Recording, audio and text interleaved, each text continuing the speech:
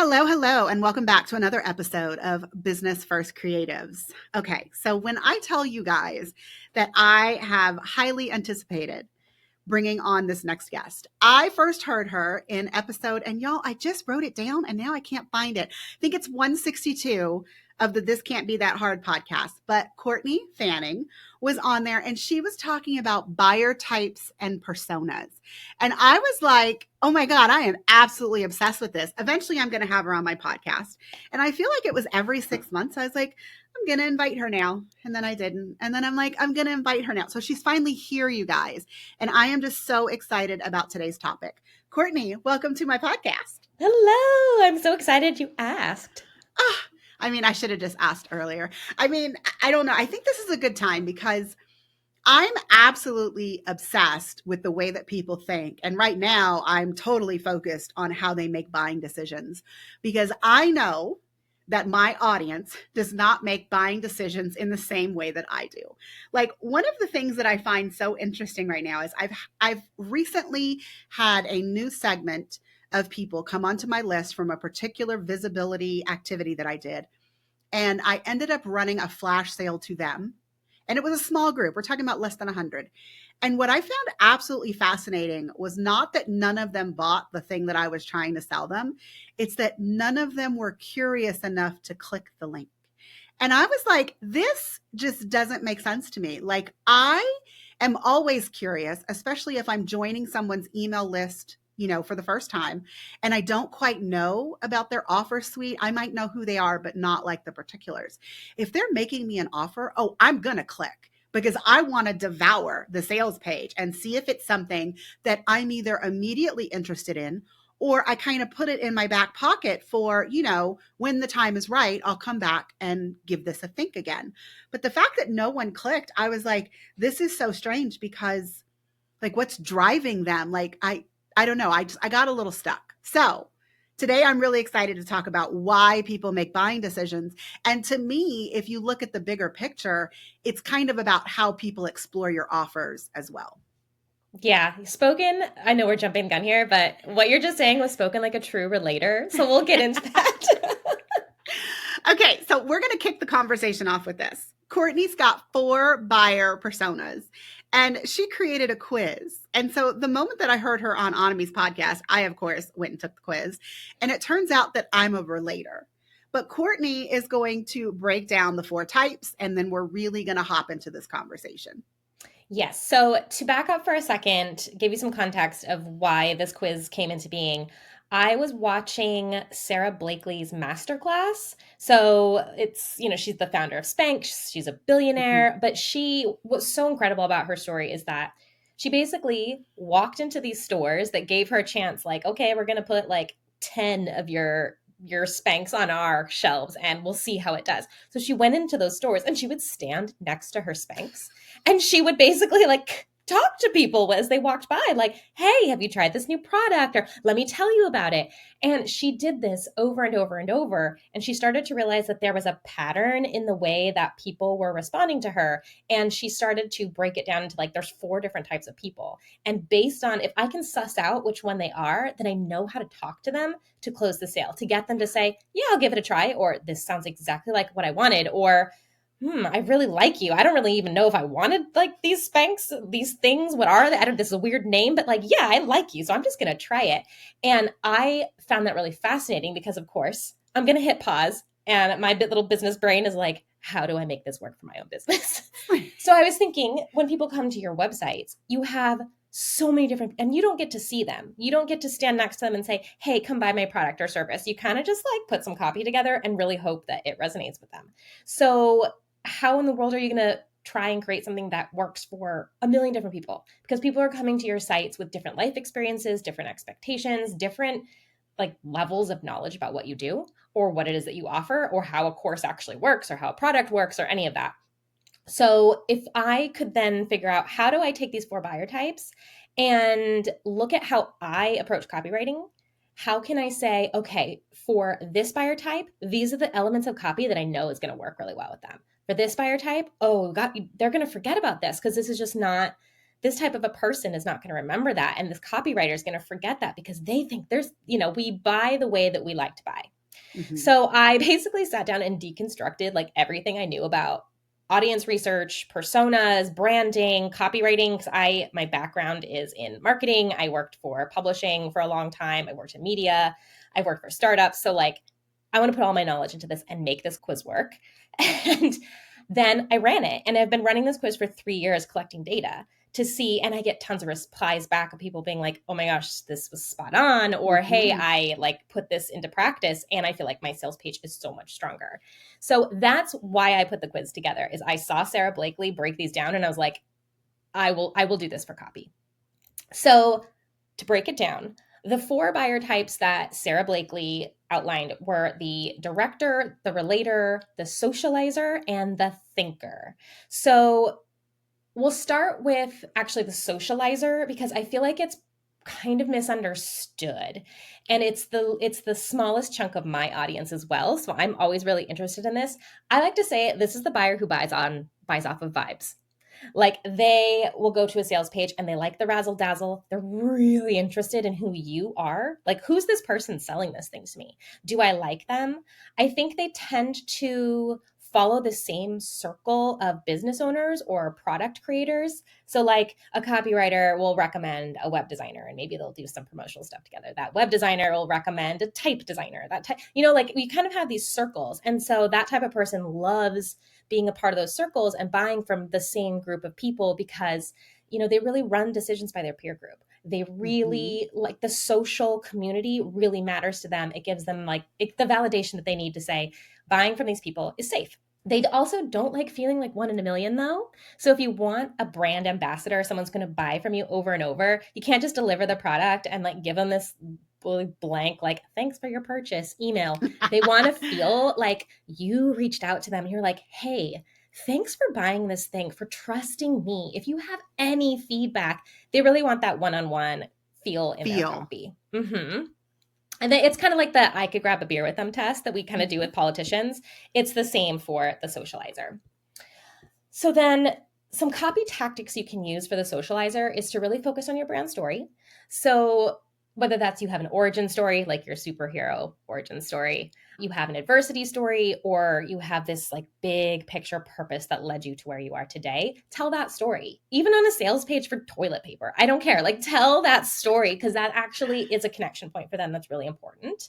You want your personality to come through. And this isn't just for solopreneurs. This is for businesses that maybe they're operating under a brand name. Like maybe they're not founder led. You still need to show personality because we do personify brands, even if it's like chapstick. Like the design, the copy, the voice, we're personifying that brand. Like Vaseline is different than the EOS, I don't know, they're like little round balls. It's a different personality, and that matters to us when we're buying. They also really like photography and illustrations that show like groups of people or pictures of people or you, if you're the founder, because again, it's that validation, that face. And startups don't do this a lot of times too, because they love illustrations and like cutesy things, but they don't show real people because they like probably can't afford stock photography. But it drives me insane. So when I do work with startups, I'm like, can we have some pictures of real people using your product? Thanks. And then what else? Oh, and also personal testimonials about your experience and how, your experience has led to this product's validity. Okay. So that's a socializer. Now let's go to the director. I think the director is the easiest for people to understand because this is the no fluff, ROI driven person who's a big picture thinker. They consume information quickly and they will generally decide yes or no, like instinctually yes or no to whatever your offer is by the first half of the page, or what we call the top of the fold, which doesn't really work anymore, even though we still call it top of the fold, because it used to be like when newspapers were folded and you would only read the top. I don't know. Maybe your audience needs to know that's why we call it top of the fold. It's just like the stuff you can see right off the bat. They really focus on what the product is or the offer is. Does it have the features and benefits that I'm actually interested in? And can you validate yourself? Are you legit? What's your experience? Why should I trust you? And that's kind of it. They will then use the rest of your website or your sales page, which sales pages can get kind of long, just to validate that emotional reaction that they have to you. And they think it's a logical reaction because they're looking at like the qualitative testimonials and 200% growth or whatever. but that's actually still an emotional reaction. And so now they're just skimming the page for more points of validation to be like, yeah, see, I should definitely See, I'm make this right. decision. Yeah. Or like, oh, see, this is terrible. This is why I'm not going to buy it. So copy tactics for the director are actually just really good basic principles for copywriting. So especially at the top of any page, you want to keep your paragraph shorter, 2 to 3 sentences max. You want to make things really easy to skim. So use bold, use bullet points, use italics or underlines sparingly. Got to work with your designer to figure out what's too much. And then you really want to highlight your expertise. Why should I trust you? And just kind of lay things out in a way that is visually organized so they can just kind of go bop, bop, bop, yes, no, yes, no, yes, no. Okay. No fluff. They don't really care about your brand photography. It's nice, but it's probably not the top of their list. Okay, so that was number 2. The relator, so you, and I'm so curious to know what things pop out at you for the relator. So this person is really highly empathetic and intuitive. So they are really focused on what's the emotional cost of their problems and their business life and their personal life. So if you are actually working with people who are solopreneurs, their business life and their personal life is kind of you know what I mean? It's really intertwined.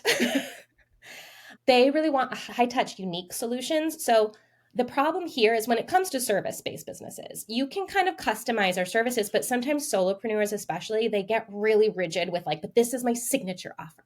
This is what I do, and I don't want to stray from it. But the relator might be saying, I like 7 out of 8 of those deliverables, but could we do XYZ instead?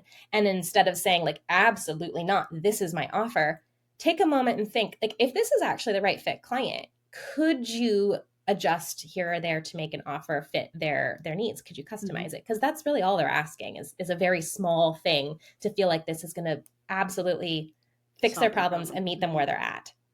Other copy tactics with this person is they really want to feel like you have exceptional customer experience. So you're onboarding for services, or when you deliver a product, especially if it's a digital product, don't just be like, here's your product. Like, they actually would like some custom copy again that says, hey, here's your product. Thanks for trusting me. Here's, give me a star rating, and then follow up with them if possible, like automated emails. It just makes them feel like, and reiterate the problems like, hey, you bought this product and you're probably suffering from XYZ. Like, I hope this really helped you. It's ways of just connecting with that relator. They also really want quality of life testimonials. If it's a product that, isn't just going to solve like a really simple off the shelf issue, but if it's going to affect their business life, show them how do you have testimonials that proves that like other people have experienced a really big benefit to their life or their loved ones' lives or their business, because that's part of their life, et cetera, et cetera. And then the last one is the thinker. So the thinker was what I used to get as my result over and over, and that has changed.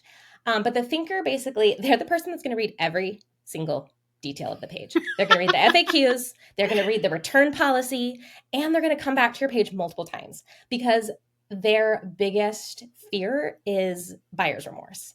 And so they just want to be so certain that every element that you are promising or delivering hits the mark. So you really want to have like a dedicated marketing receipt. We call that. That's the part on your page or your offers where you're saying like, you get all these things. You're going to get all of these classes. There's going to be this amount of, Q&As or check-ins. We're going to have meetings, or, hey, you're going to get these, that your product comes with these 6 things, and also some sort of a guarantee or a warranty. So they really want that stuff called out. And I think it's really important for the thinker because they're not skimming necessarily. They're not bopping around looking for like just little bits and pieces. They're literally looking at everything.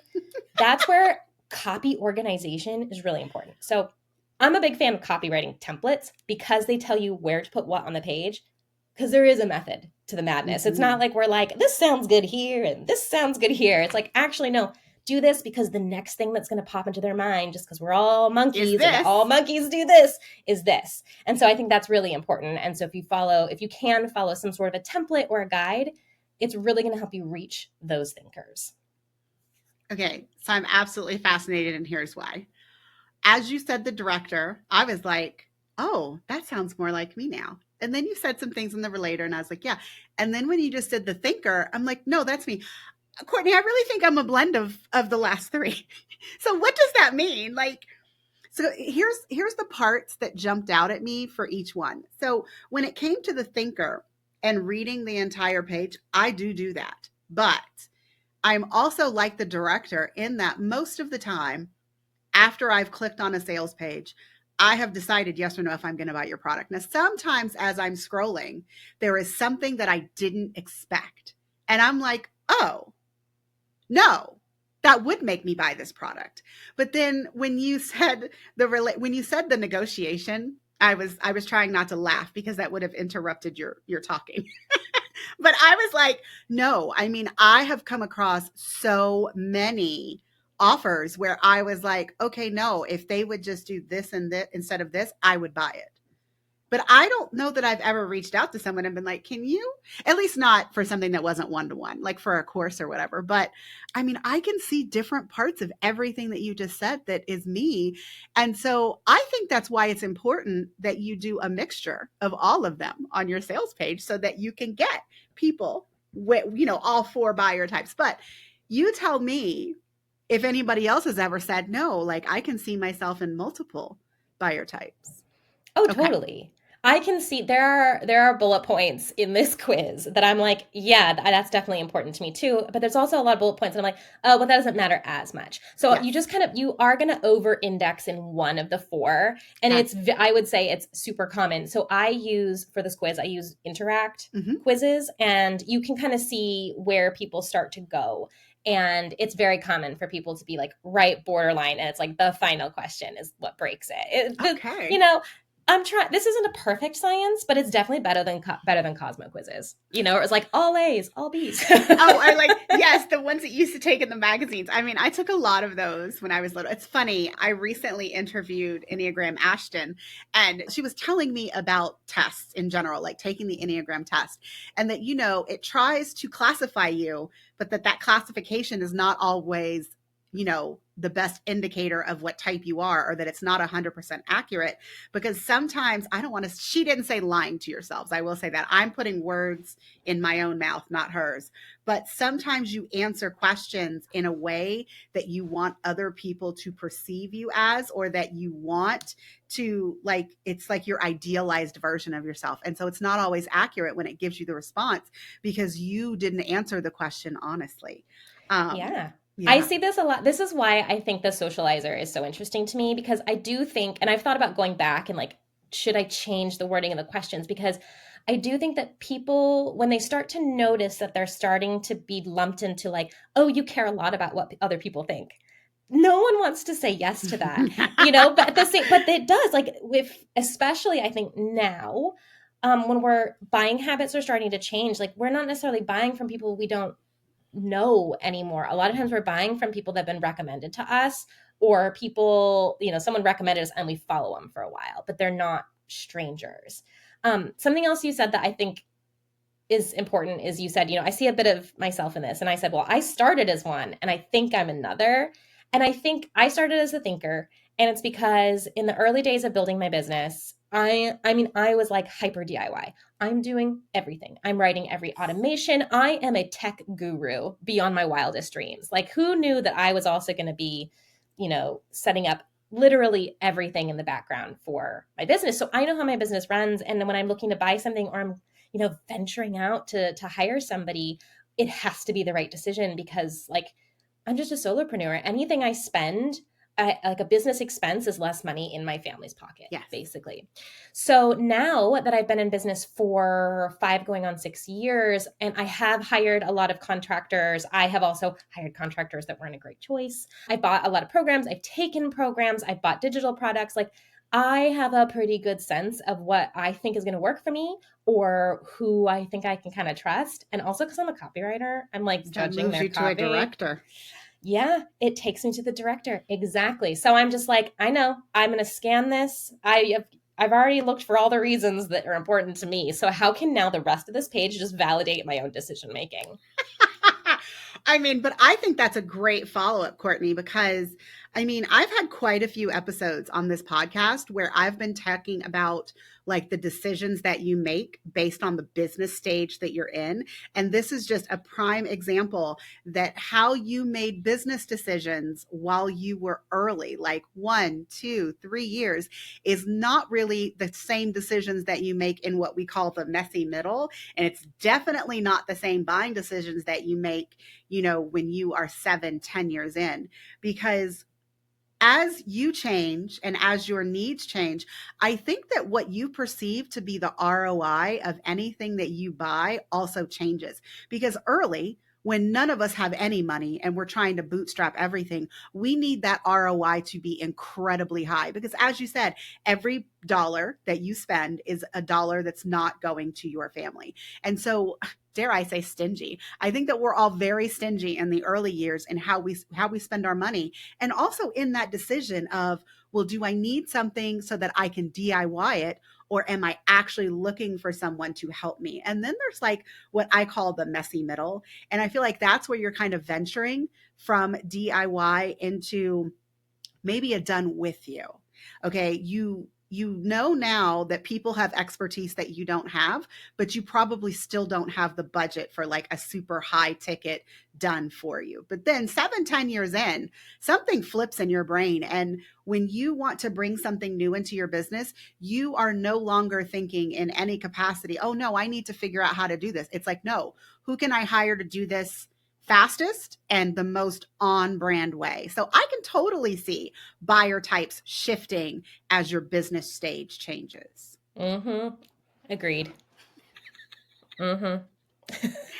I mean, and I think that that's what I'm currently struggling with, because for, I would say, the last 4 or 5 years, I have had I have had DIY, and I've also had done for you. But now I am trying to lessen the done for you and really go into, like, I want DIY, DIY, DIY. And for some people, I want it to be a done with you. And so I think I am struggling in that my sales messaging is like, it's like, no, I really need to shift from like, I will do it for you, I will take this off your plate, to no, I will teach you how to do it and you are totally capable of doing it yourself. Do you find that a lot of people struggle? And I know that I don't want to say a special snowflake, but I'm going from like top tier back down, versus most people start like on the lower tiers and they're trying to ramp it up. But regardless of the direction that you go, do you find that people really struggle with their sales messaging as you're shifting from like one type of audience member or buying type to another? Oh man, like I am a case study of that. So I started actually, well, first of all, my business used to be called something else. So that was a whole thing. But I actually started with just brand strategy, not copywriting, because that was a little bit more of what I thought my wheelhouse was based on my background. And I did tons of copywriting, but I didn't, I almost Sell thought it. you had You to go didn't to sell the school. copywriting. Yeah, because I thought you had to like go to school for copyright. I was so confused. I didn't realize that this was a thing, or you had to be Mad Men. Like I needed to be Don Draper, like creating ads, like for soap. I just didn't know. So I would go through the brand strategy for my one-on-one clients, and they're like, "This is awesome. Love the messaging. We have voice. We have personality. Can you now execute on it?" And I was like, yeah, I guess I can. I mean, I've done this so many times, but I came from a corporate background where everything is approved by committee, and copy by committee is where copy goes to die. So so I was like, okay, I guess. I But don't want because to on do my this. I kind of didn't, but because then I started to just put my own processes into place, which felt so intuitive, and I was my own boss. And my clients really trusted my expertise because they were hiring me to be the expert. It was just seamless. So I started with the one-on-one clients for a totally different offer. And then I had to like slowly fold in messaging. It was like, and I do this. Now copywriting is what sells. People do not come to me for brand strategy. I have to not downsell. I have to basically say, yeah, absolutely, I'll write your copy. But first, we're going to do this brand strategy piece, this messaging piece, because otherwise we don't know what we're writing. Yes. But then I have also then built out, like in the post-COVID age, as so many people, I built out a DIY side of my audience. And I built that up, and that was really lovely. And I had, I have my DIY course, and I have all of my products, but I actually feel like I'm starting to move back towards my one-on-ones again, and my own website, Interesting. and slightly different client set. because I think for so many, this is a tale as old as time for a lot of people in the online business world that came up in 2021 to 2023, is that a lot of us were marketing to other online businesses because there were so many. Yes. And now that's kind of changed. And so I think a lot of people are pivoting back to working for B2Bs, or they're working for startups or other, and so their messaging is kind of also in this weird, messy middle of like, who am I actually serving? How am I saying it? And also, how do I continue to say it in this like way that I used to talk to other online businesses? Because like, I think online business owners talk with a lot more personality and pizzazz than like a corporate entity. Yes, agreed. So, I mean, all of this to say is like, I empathize with you. I think that all of us, it's just a process. And I do think too that if you think, okay, I got to scrap all my messaging and I have to start from zero, do not. Just think about what's one or two things I could maybe change on my website right now, or in my messaging or my copy or an email sequence. Like if you have a welcome sequence that kind of like lays out your offers, is there one or two things I could change that might make that more clear? For me, it was basically at the top of my page, not saying I work with creative entrepreneurs, but saying I work for startups, founders, and growing businesses. And that's the only change I made. And then I started to weave that into my copy. And then I started to introduce myself with that line. Because startups don't want DIY. Well, and what's interesting about that, so I'm now also going into this big like relationship marketing journey. This is my new thing that I think everyone needs to really double down on, because again, we're starting to buy from people we know now because money's tight right now. Is that maybe startups aren't buying, but the marketing director, who is a team of one, they're hiring contractors and they need someone they can trust. And so it's like finding those right people to have those conversations, and then just learning like, oh, they referred to me as this way, or they said they would be interested in a done for you, but they don't have the budget for a one-on-one. Okay, this is perfect. I'm going to test out my messaging on them. And it's just a good way to kind of figure out when you're in that messy middle of like, how not to make a gut reaction to change everything, but to test things out slowly and just make sure they're going to stick before you redo your website. Well, and I think that for you and I, even though we've talked about DIY, done with you, and done for you, I'm offering the exact same transformation. Are you? Like in my case, everybody ends up with systems that save them time so that they can spend less time doing admin work that a robot could do. Like that's my basic pitch. But it doesn't matter if I did it for you, if you're doing it with me in this new container that I have, or if you bought one of my templates or my DIY course. Like regardless, at the end, you have systems that work for you. And so I think that we're kind of lucky in a way in that the transformation didn't change, just who we're targeting. And so that is a little less of like an, oh my God, I can never get this done. My messaging needs to completely change, to allowing us to make those tiny tweaks to make sure that we are like zeroing in on those people that we really want to work with in this new stage of what we're doing. Yeah, because their problem sets can be tweaked a little bit, like how much time you need to dedicate to something to make it done with you work. It's probably more than people think. So kind of like addressing like, how does this work if you have only X amount a week, or you thought you wanted DIY, but like you just aren't getting it done here, but you can't afford one. Here's why this is the perfect marriage between both. Like stuff like that can be really helpful. Okay, so buying personas. Let's get back to like what we're actually talking about, Courtney. So as we're shifting what it is that we want to sell, how does that change for when we're looking at the messaging on our actual sales page? So actually, let me ask you what my real question is. You've got a sales page, and you and I will agree they're very long a lot of the times. How much of the page do we dedicate to each one? I think that's my question. Do you know what I'm asking without me articulating it very well? Yeah, and I wish I had a mathematical answer that was like 25% across the board. I guess that would probably, you could try that. But because I think there is a lot of overlap, again, like it's not like the director is not going to resonate with anything you say to the thinker. I think that would be a little hard to map. What I do think is taking the copy sweeps approach. So this is a term coined by copy hackers, where you have different things that you're trying to layer into your copy. So you're sweeping for your copy and you're sweeping for SEO. You're sweeping for the so what. Like, okay, I wrote all this copy. Like, so what? Who cares? Do I address why this is important? Why this person? What would they say if I said, that's a cool offer, but like, so what? You can sweep for the 4 buyer types, and you can say to yourself, okay, let's look at the director.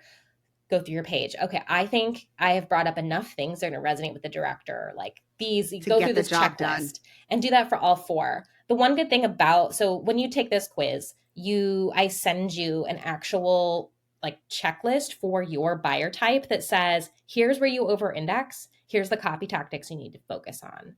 And that can be really helpful for you if you're trying to figure out like, what's my blind spot? What did I just forget to write about?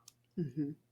No, I love it. And I'm looking at my copywriting checklist from the director. Oh, no, I'm looking at the one from the director. And the first thing that you say is focus your top header on the what and not the why. And so would that be, who would want the why and not the what? Like which one of the four buyer types would that work for?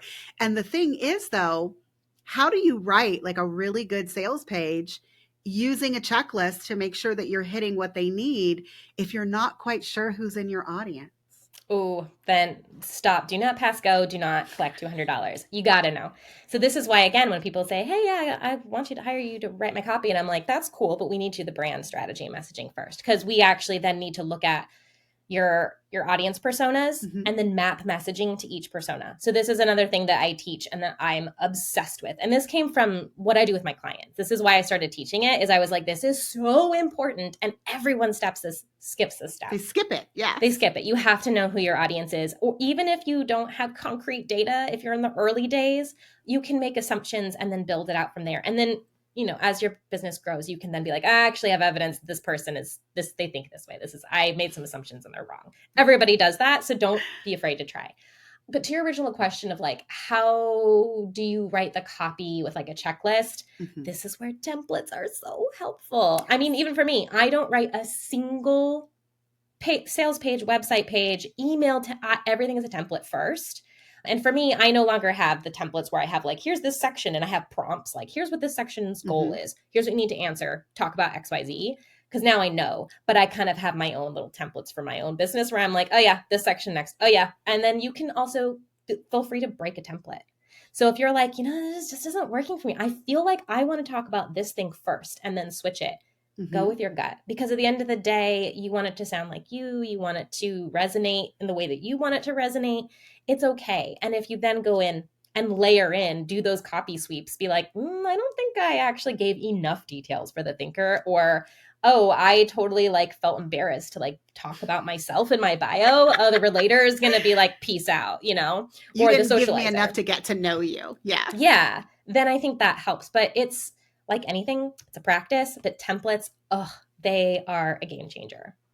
I mean, I'm a big fan of templates. I love templates for everything. I think that it's an easy button, but I do think that you have to make sure that you don't take templates at face value. Like you do have to put the personality in there. And like you said, if it doesn't feel good to you and you want to break it, go ahead. And I would just take it one step further and be like, and then see how it works for 3 to 6 months.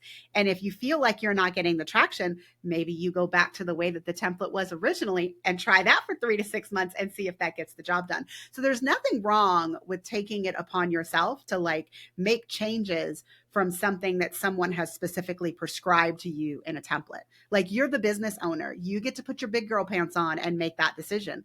But then you also need to know that if it's not working and it's not working and it's not working, come back and reevaluate. Yeah. And is it an issue with structure, or is it the actual copy? Or is it that you're just like not marketing it enough? I think that's also a big thing, is like some people are like, it didn't work. It's like, I even do that. I'm like, oh, this evergreen thing I did, it's not really performing the way. I'm like, well, that's because I don't talk about it. So how into Chat GPT are you, Courtney? That's a great question. So I love to use Claude so I prefer Claude because it's self-contained. It's a better writer.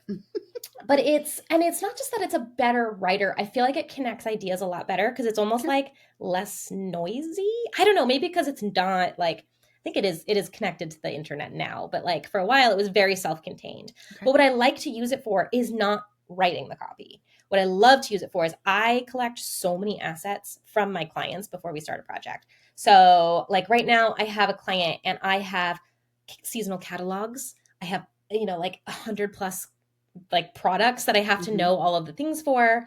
We did the brand messaging and brand strategy engagement first. So I have written out all of their guidelines. I have swipe copy. I have like a brand Bible. Like I have all this information that I built out for them. I have brand words and phrases that are appropriate that I know I want to pull. Like these are the words that will elicit the feeling I want. So I have all that information. And then I have surveys because I do audience surveys for my Mm-hmm. clients sometimes. I have testimonials. So I love that you can put those in a project file. And then I ask Claude to recall it. I'm like, Yes. okay, I'm trying to You're write. using it as a search engine. Oh, completely. It's like my own internal, like it's what I would assign a junior copywriter, honestly. Like if when back in the day when I was writing things, people would just basically leave a crap ton of files on your desk or a bunch of emails with a bunch of information about, so at the time for publishing these books and this author and this series. And I would have to read all of the books. I would have to go through like their sales catalog. I would have to look at, okay, what are the different themes? Who's the audience? I have to go through all of this stuff and compile it, which is fine. But it also would have been nice to have an assistant to be like, hey, can you create a bullet point list of what were all the themes, who were the main audiences, and can you tell me all the books they published in the last 10 years? Yes. Like it's an informational tool more than a writing tool for me. However, here's where it's a great tool for writing. When you get stuck and you're like, I want to say essentially this thing and I'm stuck. Here's what I've got so far. Get me out of it. Help me make it better. It will get you another percentage point there. It will help you. And a lot of times what I found too is like, I'm like, oh, this paragraph is so annoying. I can't figure out the so what.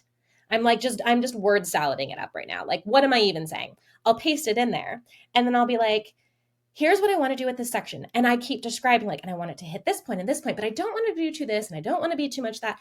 In that process, I figure out what's wrong with what I did and I don't even hit enter. I just go back to my doc and I figured it out. It's like it's a therapist. It's a writing therapist. You think about it in the exact same way that I do. So when I'm doing done for you setups, we have these, very extensive strategy calls. They're like 3 to 4 hours. And people have said that it feels like business therapy because I am asking you all of the questions about you, your offers, how you like to run your business, because your systems should be an extension of yourself, but they should also make sure that they're guiding your client, your lead through the process. And as I get older, because I'm actually quite old now, as I get older, I am having trouble recalling the information like I used to. Like 2 years ago, if we had a strategy call, Courtney, I could tell you almost everything that you said in there from memory. I can't do that anymore. But what I love about ChatGPT is I created a custom GPT just for me, and it's based on the ways that I do the strategy call and the questions that I ask. And so now at the end of every strategy call, after the transcript is done, I feed it into the GPT and it does its things automatically. It writes me a summary. It tells me every task that I said my client needed to do or me. It ideates every email that I word vomited out loud while we were on the call. And then because we're building customer journeys, it spits out the entire customer journey. That's one piece. But what I recently discovered is sometimes if I'm a little confused and I can't quite remember something and I don't see it exactly in like the transcript or rewatching the video, I would ask my client, hey, I'm in the middle of this. Can you just answer this one quick question for me?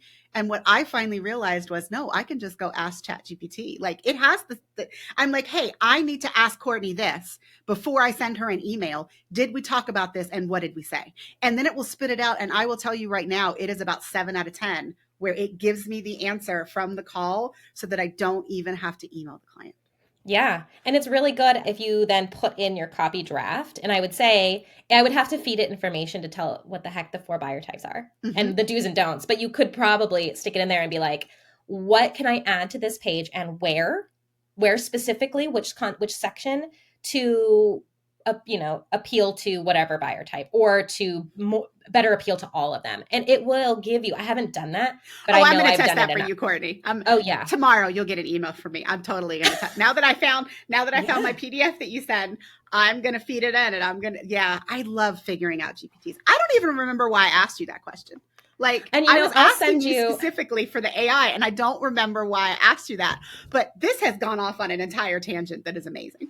Well, I'll sum it back, or I'll wrap it back up with a bow. I will give you the link that you can put in the show notes for the blog post I did on the 4 buyer types that lists them all out for you, so that that way it's not just your quiz results, but it's really easy for you to probably just take that blog post and be like, read this, tell me what I'm missing.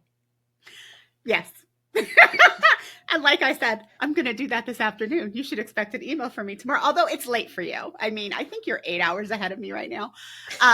So, Courtney, is there anything else? Because, like, again, like I first discovered you in 2023 and you made this quiz and you went into the world of DIY and now you're kind of going back to done for you. What, just because I'm curious, what are you going to do with your done with you program?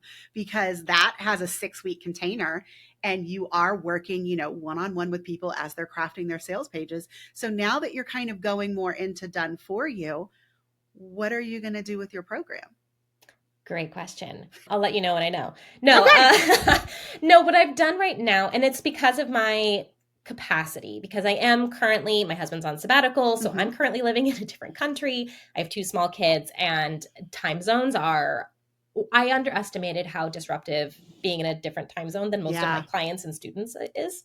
So I turned my Done With You program into an evergreen product now. It's the DIY copy kit. So essentially what you still get is you get all of the video tutorials that all of my students would watch before a session. And that basically breaks down every page. And then every tutorial also goes literally section by copy section of the page, me talking about it. And the Done With You part, when it was a live program, was that then they could turn in the copy drafts and I would redline those Mm-hmm. up.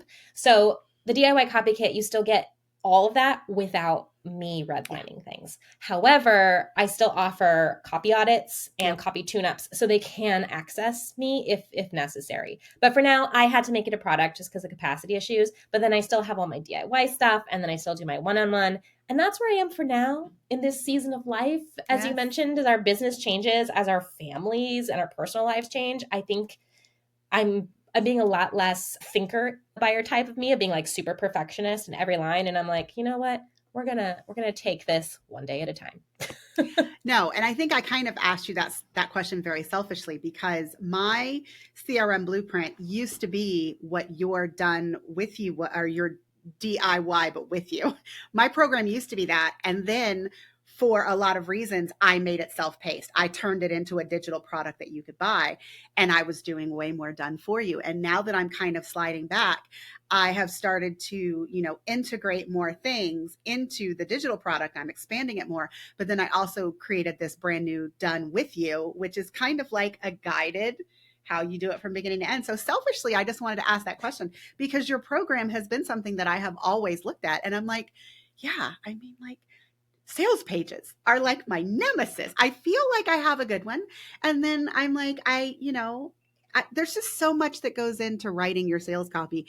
And I have often said, that I think the thing that we didn't know that we were going to have to do the most was writing emails, whether it's email marketing or writing actual client experience emails. Like writing emails is communication in general, is the thing that I think none of us thought we were going to have to do so much of when we became business owners. But after having a conversation with you and just thinking about this bigger picture, I think that selling is probably something that we thought even more we wouldn't have to do to the same degree. And writing your sales copy is a beast.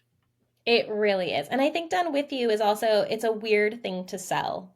So if it does feel like it's not quite hitting right, or you're just not quite sure how to build programs out that are satisfying everyone's needs as Mm-hmm. well as your own, I think it's just because it's Done With You is just a little bit difficult because, especially for people who want to share their expertise, it's so hard not to want to just like give it Do it all. all. Yeah. And want to help people. And like, so much, and it's impossible to hold back.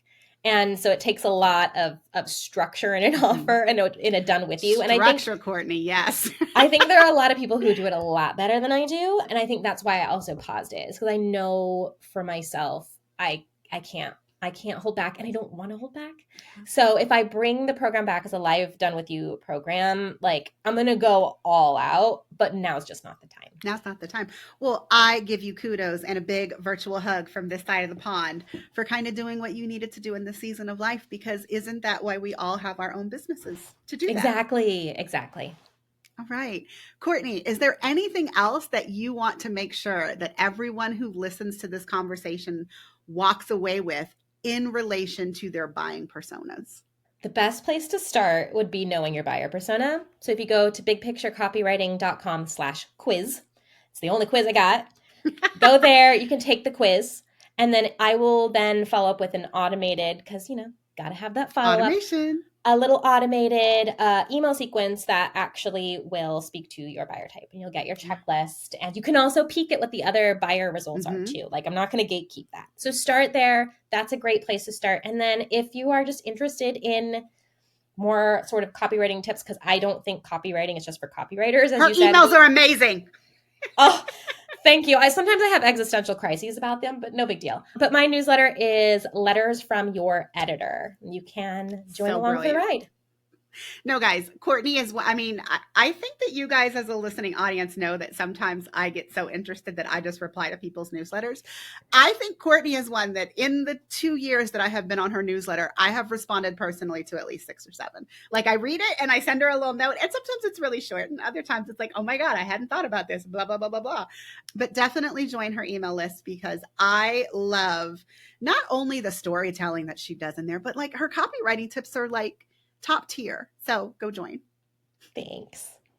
Courtney, I loved having you on the podcast. I am so sorry that it took me so long to reach out and have you on here, but I'm going to have you back. So don't you worry. Yay. I'm so glad you did. Okay, everyone, I hope that this episode has been super insightful. And I really do think that even though I have had a bazillion copywriters on here, because you guys know I love my copywriters, I really do think that this conversation was super unique in that we haven't really talked about the buying journey and what it means to write copy for the buyers who are actually in your audience. And so I really do encourage each of you to listen to this episode and then take action, which, as Courtney said, the first stop is to take her quiz. All right, that's it for this episode. See you next time.